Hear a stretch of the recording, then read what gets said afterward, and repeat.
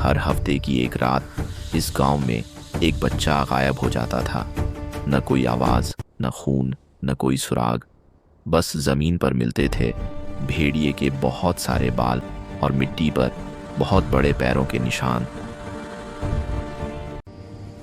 जो बच्चे गायब होते थे उनकी उम्र लगभग 5 से 10 साल होती थी। और सबसे डरावनी बात यह थी कि यह सब हमेशा पूर्णिमा की रात होता था। गांव वाले कहते थे यह न तो इंसान है और न ही पूरा जानवर, तो फिर यह है कौन? कालरा गांव एक छोटा सा गांव था जो एक घने जंगल के बिल्कुल पास बसा हुआ था। यहाँ बच्चे बहुत खुशी से खेलते रहते थे और शाम होते ही अपने अपने घर लौट जाते थे। लेकिन एक रात सब कुछ बदल गया। 6 साल का रवि घर के बाहर खेल रहा था। उसकी माँ ने आवाज लगाकर अंदर आने को बोला, रावी, रावी। पर रवि ने कोई जवाब नहीं दिया। जब उसकी माँ बाहर आकर देखती है तो रवि वहां नहीं था। जमीन पर सिर्फ भेड़िए के बाल पड़े थे और मिट्टी में बहुत बड़े पैरों के निशान थे। लोगों ने सोचा शायद जंगल से कोई जानवर आया होगा और बच्चे को उठा ले गया होगा। लेकिन अगले ही हफ्ते 8 साल की मीरा भी गायब हो गई। वही समय, वही बाल और वही पैरों के निशान। अब पूरे गांव में डर फैल गया। हर हफ्ते एक बच्चा गायब होने लगा। सभी बच्चों की उम्र 5 से 10 साल के बीच थी। माता पिता अपने बच्चों को अकेला बिल्कुल नहीं छोड़ते थे। रात होते ही हर कोई अपने अपने घर के दरवाजों की कुंडियां कसकर लगा देता था। लेकिन डर दरवाजों से नहीं रुकता। एक दिन गांव की बूढ़ी शांता दादी ने एक सच बताया। उन्होंने कहा, कई साल पहले मोहन नाम का एक आदमी था। एक दिन वह किसी काम से जंगल गया जहां उसे एक भेड़िए ने काट लिया। वह बच तो गया, लेकिन हर पूर्णिमा की रात वह बदल जाता था। हर पूर्णिमा वह खुद को रस्सियों से बांध लेता था ताकि किसी को नुकसान न पहुंचा सके। लेकिन एक रात सारी रस्सियां टूट गईं और उसी रात से बच्चे गायब होने लगे। पुलिस आई, जंगल छाना गया,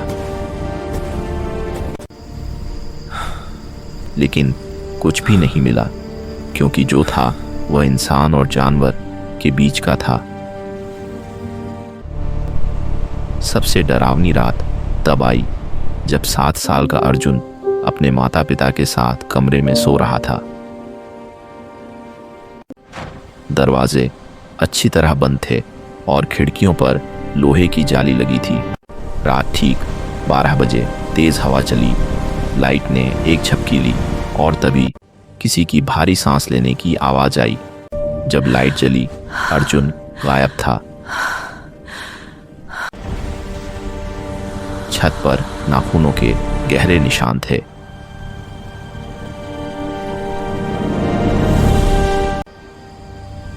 इंस्पेक्टर राघव उसी रात जंगल गया। पूर्णिमा की रोशनी में उसे एक पुराना खंडहर दिखाई दिया। अंदर से किसी के रोने की आवाज आ रही थी। वहां एक आकृति बैठी थी, आधा इंसान आधा भेड़िया। वह बोला, मैं बच्चों को मारना नहीं चाहता, लेकिन पूर्णिमा की रात मैं खुद पर काबू नहीं रख पाता। तभी पूरा चांद निकल आया। उसका शरीर बदलने लगा।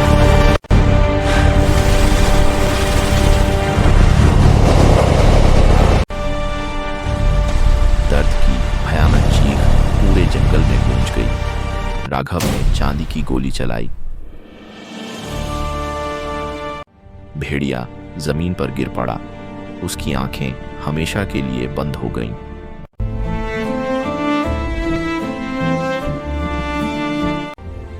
उसके बाद गांव में कोई बच्चा गायब नहीं हुआ, लेकिन कहानी यहीं ख़त्म नहीं होती।